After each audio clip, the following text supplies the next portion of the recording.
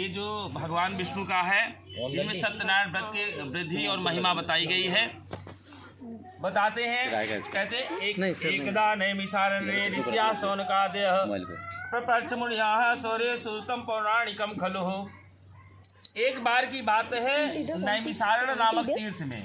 कहाँ पे? नैमिषारण्य नामक तीर्थ में बहुत सारे ऋषि मुनि लोग इकट्ठा हुए। और जब सारे ऋषि मुनि लोग इकट्ठा हुए, देखो संत क्यों बनता है आदमी? जब अपने घर परिवार को त्याग देता है तो वही क्या बनता है? संत। और जिसको माया घेरे है वो संत नहीं बन सकता। और संत क्या करता है? संत लोक कल्याण करता है। वहाँ पर वेद व्यास जी महाराज बैठे हुए थे, बहुत बढ़िया यज्ञ चल रहा था। उसी में जो है प्रश्न करते हैं उनसे कि महाराज एक चीज़ बताइए कि हम लोग पृथ्वी लोक पर भ्रमण करते रहते हैं, संत आदमी हैं, हर गांव बस्ती में जाते रहते हैं, लोग बहुत ही परेशान हैं। उनकी परेशानी को दूर करने का कोई उपाय हमें बता दीजिए जिससे जो है लोगों का कल्याण हो। क्योंकि सत्चंदी महामृत्युंजय भागवत जैसे यज्ञादि अनुष्ठान कराने में बहुत पैसा लगता है और इतना धन एक सामान्य व्यक्ति जो है नहीं कर सकता। तो जिससे उसका कैसे कल्याण हो उसके विषय में आप हमें बताएं। तो बताते हैं वेद व्यास जी महाराज क्या बताते हैं कि एक बार क्या होता है, एक बार इसी प्रकार की मन में इच्छा लेकर के भगवान नारद, कौन? भगवान नारद, नारद ऋषि है ना, ऋषि नारद जो है जाते हैं कहाँ?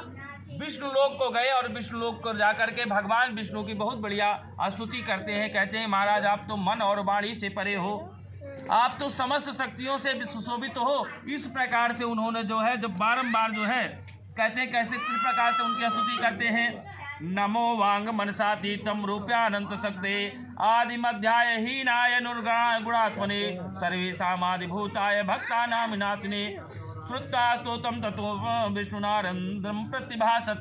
जब इस प्रकार से भगवान विष्णु की बहुत बढ़िया स्तुति करते हैं तो भगवान विष्णु कहते हैं कि नारद जी बताइए तुम्हारे मन में, महाराज जी तुम्हारे मन में क्या चल रहा है? नारद भगवान से पूछते हैं। तो नारद ने कहा महाराज मैं 2 घड़ी से ज़्यादा कहीं टिक नहीं सकता।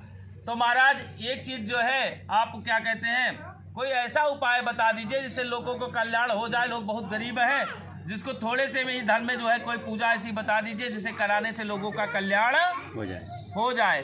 तो भगवान विष्णु ने स्वयं अपने मुख से इस पूजन के विषय में बताया है। कहते हैं कि नारद अगर भगवान सत्यनारायण के रूप में मेरी कोई पूजा करेगा उसके सारे मनोरथ सिद्ध होंगे। नारद भगवान पूछते हैं, कहते हैं किम फलम किम विधानम चा केनेव तद्व्रतम, क्या फल है, क्या विधान है और करना कब चाहिए?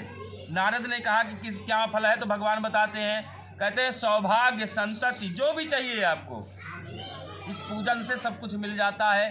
कहा महाराज करना कब चाहिए? कहा यस्मिन कस्मिन दिने हो भक्त श्रद्धा समन्विता, किसी भी दिन आप भगवान सत्यनारायण के पूजन को कर सकते हो। उसमें ग्रह नक्षत्र तिथि देखने की जरूरत नहीं, सब दिन 365 दिन भगवान के ही है। कहा लगता क्या है? कहा महाराज जो भी तुम्हारे घर में भगवान ने दिया है, जो भी तुम्हारे घर में भगवान ने दिया है उसी से आप जो है भगवान सत्यनारायण का पूजन कर सकते हो। कहा जब लोग गरीब थे ना, पहले खाने का भी अनाज नहीं होता था सबके पास, पता चलता एक टाइम भोजन मिल गया दूसरे टाइम भोजन नहीं मिल पाता। तो कहा कि अगर जो है तुम्हारे पास गेहूं का आटा भी नहीं नसीब होता तो क्या करो?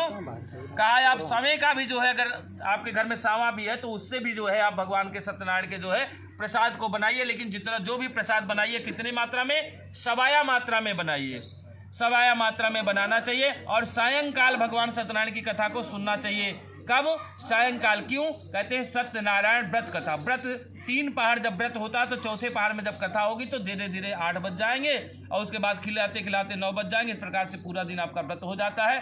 तो सत्यनारायण व्रत कथा को कब सुनना चाहिए?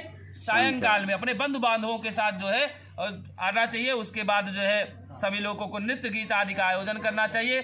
स्कंद पुराणे रेवा खंडे श्री सत्यनारायण व्रत कथा प्रथमोध्याय वृंदावन बिहारी लाल की जय। बोलिए विष्णु भगवान की जय।